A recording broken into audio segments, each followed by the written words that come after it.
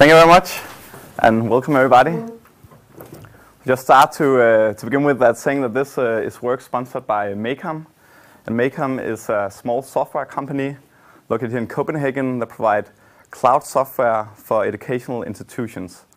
And right now it's mostly high schools, and they would like to get more into the university sector. And that was led to this thesis.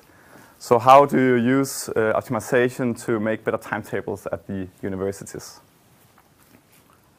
Before I get to the agenda, I'll just make kind of like a quick introduction to kind of motivate why this is a really important problem.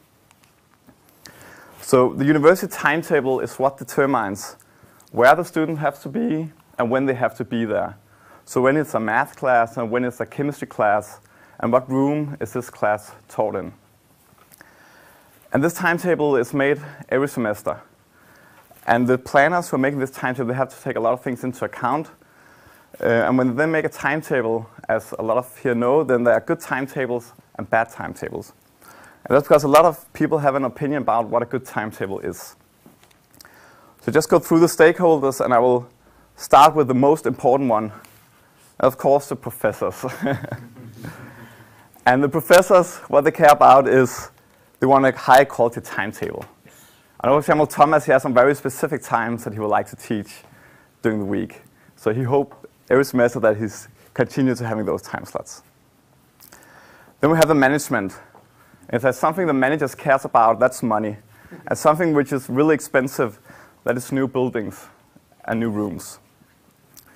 So they really want to make sure that the rooms are utilized as efficient as possible. I want to make sure that they don't waste all the money on just building rooms that are not used. And the third thing, we have the students. And they want to get to the Friday bar really early on Friday, at least it did to you. But in the same way as the professors, they kind of like want a high quality timetable. So a timetable that suits the way that they prefer to being taught. So in the middle of this, we then have the planners. And the planners are the ones that have to make the timetable and kind of like have to accommodate the wishes of these three different stakeholders. And what the planners really need is that they need some tools to make the timetables faster and to make sure that they're making the right decisions. So what they really need is some more agility, some tools that can help them make the right decisions and also make them faster. And I'd just like to give a kind of like a reason why this is actually important. So I came across a survey 2 weeks ago from a GIF magazine talking about the difference in stress among researchers and others. And what you saw was that researchers feel a lot more stressed than people working in everywhere else. And if you ask them if they have a stressful working environment, 74% of them say they do. But what was kind of like the most interesting part was this survey also included some interviews. There was one associate professor from Aarhus University who says, the administration have demands to the planning that is making our working environment more difficult. An example is that we only have 2 weeks to declare when we can teach, and then we have to wait 2 months before we know when we actually have to teach. So she's actually telling that this is a place that's causing her stress. And this is back to this agility, that if we can make the timetable faster and assist these planners, we can actually reduce this time. And another thing about this, that we have to use resources efficiently. So just have a few headlines from Danish newspapers. We have one from 2012 that universities were lacking space for students. We had one from 2013 that universities, they had to cut down on teaching. We have one with Roskilde University, they had to cut down by 10 million euros. And I think a quarter of these had to be found by cutting away buildings. And we also had a recent one from Aarhus University that they have to save 40 million euros. So using the resources right is really, really important. Also in the future. So there's a lot of different decisions being made that affect the timetable. So one thing is, of course, the planners that plan the timetable. And they're sitting down here figuring out actually what should the assignments be, when should a course be taught, and where should it be taught. But there's also having a lot of decisions other places in the organization that affect us. So we can move on to the tactical level, where they have to actually also prioritize what is most important, that the students get a good timetable or the professors. So this is also an important aspect and some important decisions that affect the timetables. Then on top we have the strategic decisions. And that's, for example, what resources should actually be available. Should we build a new building, or should we try to avoid that? Or should we take some rooms we already have and rent them out as offices? And if you want to improve on both the agility, creating timetable faster and easier, getting higher quality timetable for professors and students, and also use the course most efficiently, you need to take everything into account. And luckily, that is what my thesis has been about. So the 3 papers that I'm going to present to you today address kind of like each different part of these aspects. So I hope that that gave you kind of like a quick introduction to why it's important. And so the next thing in the agenda, I will get a bit more into details about university timetabling. After that, I'll go more into what I mean by strategic, tactical, and operational timetabling and what the different decision problems that are. And then after that, I will go into the scientific contributions of my thesis and of those papers I've submitted. And then in the end, I'll give some conclusions on the work and a few suggestions for future directions of the research. So the timetable process. It starts every semester, where the first thing that the planners need to figure out is what is actually the courses that are offered in this semester. Then after that, they need to figure out, okay, so what do we actually need to plan? So for example, a course can consist of multiple lectures. You can maybe have some large lectures and then a few smaller exercise classes. So they need to figure out what is actually the need to plan. Then after that, they need to figure out, okay, so where can we plan this? What rooms are available for us to plan in? And then they can actually start assigning the courses and figuring out when each course should be taught and where. And that gives a final timetable that they can send out to the student and professors. And then what usually happens is that in the real world, there always comes some disruptions. So for example, a professor is suddenly not able to teach at a specific time, or there's a large conference at the university. And then the planners need to adjust the timetable to make sure that it's still feasible and still all the courses are taught. And the most kind of like, this problem is kind of like seen as the basic timetabling problem. When and where should courses be taught? So in this problem, we kind of like have some input and some output. So the input is all the data that we collected in these 3 phases. We have the courses, and we have the time left to put them in, and the rooms. And kind of like the output of this is that we need to connect the course with a time slot and a room to get the assignments. But we can't just do this in some random fashion, because we have some constraints. And we have 2 types of constraints, the hard one and the soft ones. And the hard ones are the ones that we have to obey in order to obtain a feasible timetable. And one example of that could be that, for example, if a teacher is teaching multiple courses, those courses can't be put in the same time slot. Then we also have some soft constraints. And the soft constraints are the ones that we would like to obey, but we might not be able to do. So what we can do is, when we have a timetable, we can look at how many of these soft constraints do we violate. And that determines the quality of this timetable. But a problem with this is that the hard and the soft constraints, it differs between all universities, both due to educational differences and both due to cultural differences. So what happened in the literature more than a decade ago was that every researcher was kind of working with their own problem that looked like how their local university was running. And in order to get around this, they needed some common ground. So it's kind of like if everybody was playing soccer with their own rules. It's really hard to figure out who's the best one. So in 2002, there was a first competition. In 2007, there was a second competition. And the idea of this competition was to create a common problem formulation. So what they did was, it was based on some data from University of Udine in Italy. So they formulated, let's use this as kind of like a standard benchmark university timetabling problem. So they defined some hard constraints and some soft constraints.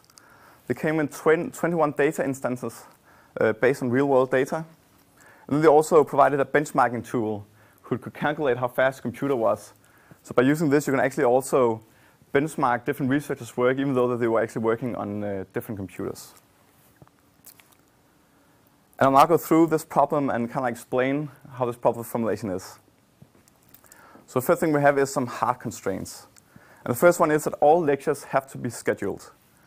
Then the second one is that we can only place one course in one room. Then we have a third one called availabilities, and that is that teachers are not able to teach at all times. So we need to make sure that we don't plan a course where a teacher is not available.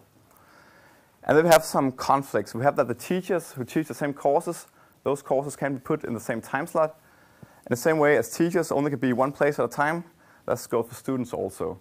So students that are following some curricula, some set of courses, those courses cannot be put in the same time.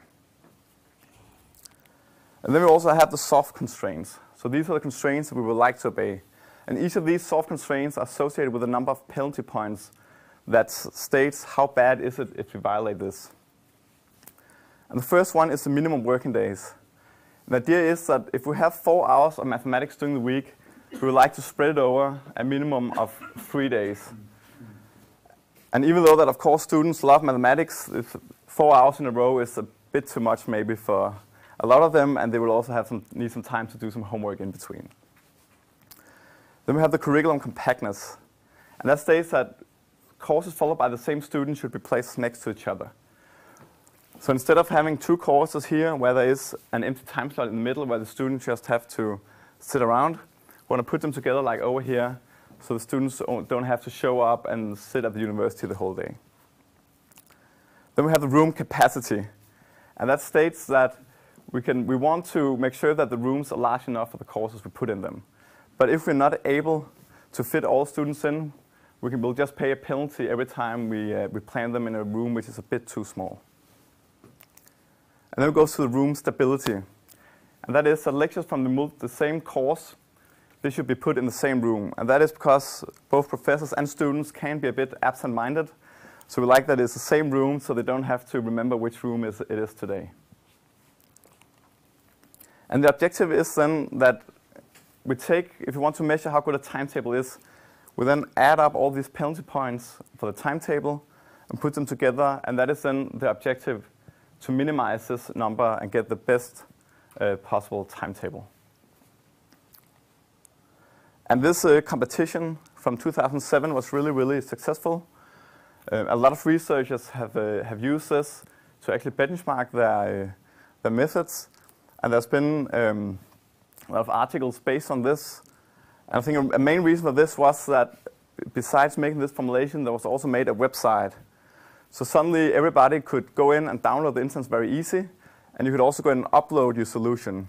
So we got kind of like a competition about who was able to find the best solution to these data sets.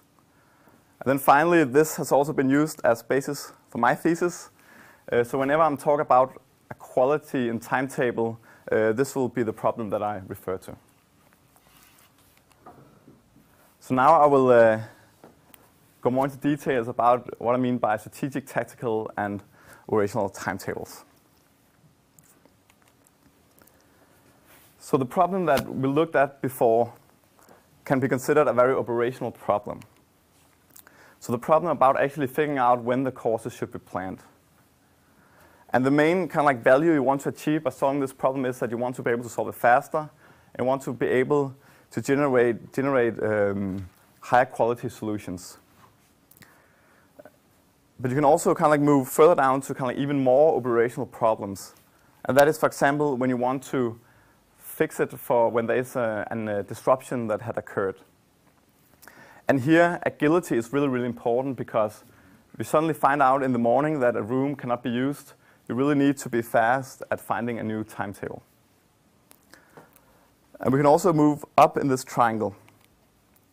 So we also have this tactical problem. And as I mentioned, this is where we kind of like prioritize the different objectives. And then here, we don't really care how long the problems are to solve, but we care about how do we actually kind of like make the right formulations that we use further down the road to get the highest quality of timetables. And then finally, we have the strategic problems where we determine the resources. And the main resources for a university related to timetabling is the capacity. So how many rooms do you have and when are you allowed to teach? Because that determines how many courses you can plan over a week. And this is where the costs come in, because this have a high impact of the number of students you can have in, and it impacts the buildings that you need to run your timetable. But of course, the more buildings you have, the more rooms you have, the easier it is to create good timetables. So these decisions up here not only affect the cost, but they also affect the quality of the resulting timetables in the future. So what we see is that the problems at the bottom, you need to be very agile. And that is because these are the problems that are solved very often, and you have usually a tight time limit. On the other hand, the problems here on the top, you don't solve them that often, but they have a really, really high impact. For example, building a new building or a room is definitely a high impact decision that you really want to make sure that you're choosing the right thing. Now I'd like to move on to the scientific contributions of this thesis. So I made 3 papers. The first one is dealing with these strategic problems called a strategic view on university timetabling. That has been submitted to the European Journal of OR.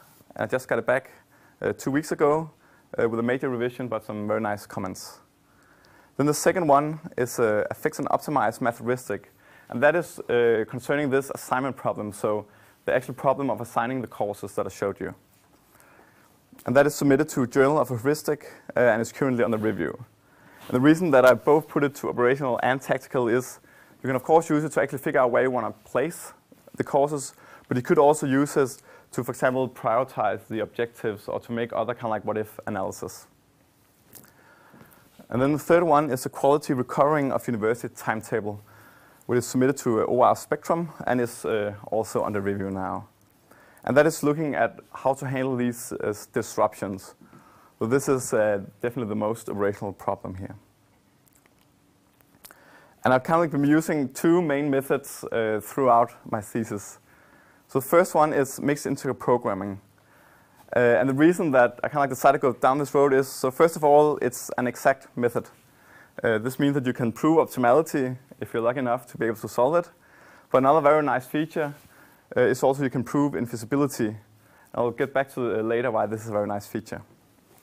The another thing that solvers to solve mixed into a program has improved a lot. So for example, if you look at Cplex and Gurobi, they have improved by 29,000 since the 1990s. So we can kind of like stand on the shoulders of giants by utilizing all this research that I put into these solvers. And then also that this is model-based, so you kind of like focus on building your model and then you use the solver, and also get back to why this is a very nice feature to this. And then the second one is multi-objective optimization. And the reason why this is nice is because usually if you ask a manager, so which metric do you want to optimize? Do you want a great timetable for the employees, or do you want a minimum cost timetable? They just say, I want everything. But as we're mathematicians, we know that these objectives will often be conflicting. So this means you can't get anything. And that is the idea behind multi-objective optimization. So instead of having, for example, 1 objective, we can now have 2 objectives. So this means that, for example, we can have an objective here and an objective here. And what we're then aiming is to find a solution which is good on one of the objectives. And if we want to improve that even more, we have to make the other one worse. So an example could be that instead of giving 1 solution to the planner, we'll give a lot of solutions. And you can see that you have a solution here, which is lower on this objective. On the other hand, you have a solution which is then lower on the other objective. So the first paper that I'll go into is the one on the top with the strategic planning. And if you look at the strategic problem, so we have some input and some output, of course. And this problem, so the data we have is that we have some courses, and we kind of like know at a university what is it that we actually want to plan in the future. And then we also have some constraints, and we have the hard one and soft ones. We know what is kind of like the rule for planning here. And those decisions that we then want to make are what time slot should we allow to teach in, and secondly also what rooms should actually be available. And then as mentioned before, that those decisions will also impact the quality of the timetable. So it's kind of like a third thing that will be affected about this problem. And because that we affect these different things, we use this multi-object optimization to look at the trade-off between resources and quality of the timetable. And by doing this, we can create a nice curve like this. So what we have here on the x-axis is the total number of seats of all rooms. So this is a measurement about how many rooms in total do we use. And up here on this axis, we have the quality of the timetable. So how many of these soft constraints do we violate? So each one of these objectives should be as low as possible. And what we see is that we can create kind of like a very cheap configurations of room, but we'll violate a lot of these soft constraints. On the other hand, we can have a lot more seats and then get a much better timetable. Of course, we'll have almost double the amount of rooms. The nice thing about this is that we don't have to tell the manager what the correct decision is. We can show this to them, and he might think, okay, I'm not that much of a cheapskate, but I will kind of like get down here and find kind of like a good trade-off that I think is good both for the economy of the university, but also for my employees. And this was the first time in the literature that anyone has actually looked at this in timetabling about how is the trade-off between the cost of the resources that you're using and the quality of the resulting timetables. So the second paper is a fix and optimize Matheuristic for this curriculum-based course timetabling. So the problem where we are assigning the courses. And this problem is, that was one I was going to you earlier. So in this problem, we have already decided what time slots do we have and what rooms do we have. So this, we don't start solving this when we actually have solved the first problem of actually have some buildings and some times during the week. And similar to before, we also have the hard and soft constraints. And now I want to create the assignments. And in the same way, we're getting some quality out of the timetable. And to solve this, we look at mixing programming. And if you look at the literature as solving this problem, this is very much heuristic based. And one reason for this is that in the original competition, it was only allowed to use heuristics. But if you look further on the research, there haven't really been that much research in actually using this into programming. And the reason for this is, first of all, it is very difficult to solve using mixed into programming. You can ask this question about that. And another thing is also that these problems are usually also very large. So what we want to do was that we want to combine these things. So first of all, we had this strong mixed integer programming solver. And we had a very nice model that worked really well on small problems. And we also had this that these solvers really have improved and will keep improving. So by utilizing this, we also gain a method that actually will kind of like improve over time. Then secondly, we have the metaheuristics. And metaheuristics are definitely the state of the art of a lot of timetabling problems. And one reason for this is that they are way less sensitive to the size of the input data, which is usually the case in scheduling and in timetabling where you have large data sets.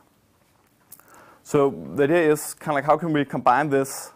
And of course we'll do that by creating a math heuristic. So the idea is to use a meta-heuristic framework and then use the mix into programming as part of this. So what we created was we used a large neighborhood search.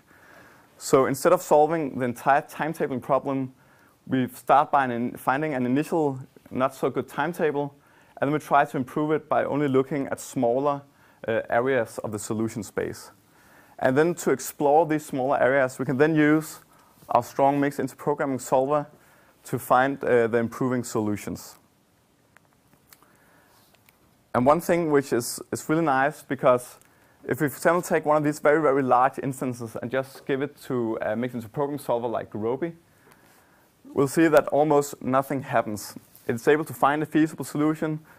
It's able to improve it one time. But more or less, it really, really chokes on these very large problems.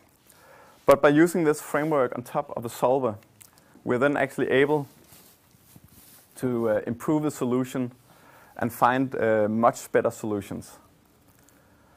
And one thing which is really, really important when you use the thing is you need to figure out how large should these smaller neighborhoods be. Because we see that if they get too large, we get something like here, where the solver is actually not able to improve anything. On the other hand, if it gets too small, we'll not find any improving solution in this neighborhood. So we need to find the right trade-off. And to do this, we, in the article, we propose an adaptive way of looking at the MIP gap to keep adjusting the size of this neighborhood to make sure that we reach a level which is both easy enough to solve and also large enough to actually find these new solutions. I think this is the first time where using mixed programming on these short time limits where we only have some minutes is actually able to compete with the mixed integer programming on finding the best solution. There is still a lot of Matheuristic which are still faster than this, but I think this is really promising. So the third one is the quality recurring of University Timetabling. And this is a problem where we want to fix a timetable where something occurred along the way. So in this problem, when we're solving this, we already have a complete timetable of assignments. And then this timetable will, of course, also have some sort of quality. So we have these things. And then what we also get is that we get some disruption from outside. That could be a room which is suddenly unavailable, or it could be that a teacher is suddenly not able to teach at a specific time. And what we want to do here is that we want to create a timetable which is similar to the old one. That's because the more changes we make, the more difficult it will be to actually communicate out to students and professors where they now have to be. So we have a kind of like a delta value, kind of like a measurement for how similar are two timetables. And there will usually be something like how many times of the course do you change or how many rooms do you change. And what we want to get out of this problem is, of course, we want some new assignments, a new timetable. Then this new timetable will have a new quality, a different violation of these soft constraints. And then we'll get some number of perturbations, so how similar is the new timetable to the old one. And I'd just like to illustrate our approach. So if we say that this is a subset of the solution space, and the initial timetable is the one here in the middle that are running at the university. Then what happens is that some disruption occur that make this solution infeasible. And this means we now have to find a new solution somewhere else. And what is happening in the literature so far is that usually you search for a solution that is just as close as possible. So we might find a solution up here where we only have to change 2 courses. But the problem with this is that we only look at perturbations. So as we talked about in the beginning, there's a lot of soft constraints that determine how good this quality is. And when we just look for the closest solution, we'll only find that one. We won't actually know and we don't take into account how good this solution actually is. So what we can do is that we can move a bit further out and look for solutions there. So we might find a solution a bit further away, which is even better, or we can go further out. And these are the quality recurring solutions. So where you look at not only solutions that are only like close by, but also solutions that actually have a high quality. And by doing this, we can actually make some trade-off between how similar to the old solution is the solution and how many of these soft constraints, so how good is this resulting timetable. And to show you how this impacts is that if we said that we had a solution on the value of 281 that got disrupted and became infeasible. Then we find the minimum perturbation solution maybe at 361. And that is a close solution, but we can see that there's definitely a large gap in the quality compared to the old timetable. So what we do is that we propose to, let's look a bit further away and look at all these solutions. And what we see is that we're able to find much better solution where we still are pretty close to the initial solution. We can actually get a 17% improvement in the quality of the timetable. And of course, the planner might say, oh, wait a minute, 12 courses, that's way too much. But by showing this to the planner, they can make the decision themselves. They know which persons, which professors' courses are changes, and maybe how how easy it is to convince them to change course. And this is kind of like also the first time literature that's actually been looked at. So how does this affect the quality of solution if you only choose this minimum perturbation solution, and how can we actually find a solution of higher quality?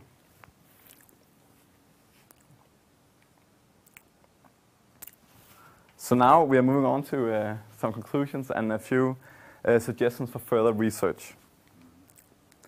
So first of all, I think in order to improve the agility and quality and cost of timetabling, we really need to make sure that we both take the strategic levels, the tactical levels, and the operational levels into account, because all these decisions that occur are really important for the final timetable, not only in terms of what resource we use, but also when we are fixing a timetable that's disrupted. This would also have an impact of where the students actually have to be on the given day when they show up. Then the second thing is, I think multi-objective optimization really deserves a large place in the timetabling community, and definitely even more, because by doing this, we kind of like move the decision power from kind of like algorithm people like us to the planner, and we show them multiple solutions so they can actually decide what is the best one. Because we're only working with some model of the reality, and we don't know exactly how the different professors like the timetable. So by doing this, we can actually allow the planner who know the professors, who know the students, and know kind of like their specific wishes, and we can thereby help them actually find that timetable that they also know is the best one. And then thirdly, I think that mixed into a program is a really powerful tool, and also for university timetabling. This is definitely a difficult problem to solve, but I think that mixed into a program is really a great tool for this. And I think the main reason is that if you look at all these three different problems, so how to decide resources, assignments, and perturbations, then because we use this model-based approach, we can reuse 95% of our model, and we can only change a few constraints or change a few things. And this is very nice in a practical setting where you want to explore different things, and of course in the university, how things are planned will change over time. So if you make specialized Matheuristic for each of these problems, whenever you change some of the assumptions, you suddenly need to go in and change maybe some moves in the heuristic and how it works.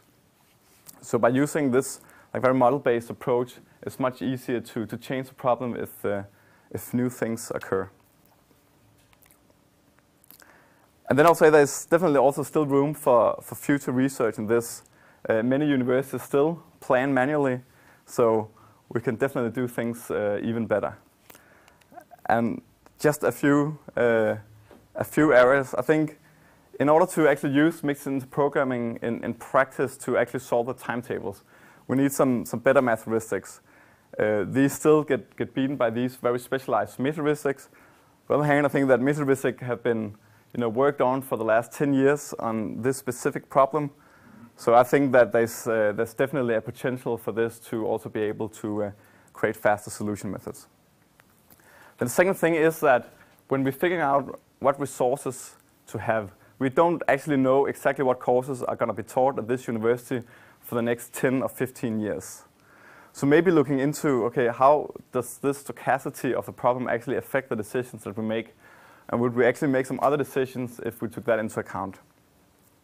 In the same way, when we create the timetable, we don't know what disruptions will occur. So we might also create a different timetable if we know that some disruptions are more likely to occur than others. Then there is that, I think that one of the reasons that a lot of universities still do this manually, and even though that they have some computer aid, they probably don't use optimization. And I think that one reason is that we do a lot of this where we just give kind of like one perfect solution to where everything should be planned, and then we give that to the planner and say, there you go, this is your timetable. But the planner knows things that we don't know in the model, and then they suddenly get all this data at once, and it's hard for them to validate if this solution is good. So I think it would be interesting to look more into how do you actually show to the timetabler why this is a good solution, and how will you give them some different options to choose from so they actually end up making the final decisions and feel that we're helping making the decision instead of just making the decision for them. And then all these methods that I have proposed here, since we work on a model, they're not only suited for timetables. And I think it could be interesting to look at these on kind of like scheduling in a more broad perspective. Both this Matheuristic works very generic with some neighborhoods that are specialized, but everything else is just a model. On the other hand, for example, this how to handle these disruptions. This also this is also just a MIP model underneath. So if you want to change some things or look at different problems, you can use a very similar approach. So a final thing is that most of the source code to this thesis is put out online. So of course, highly encourage every one of you to go in and download the source code and make some great contributions to the community. Thank you very much.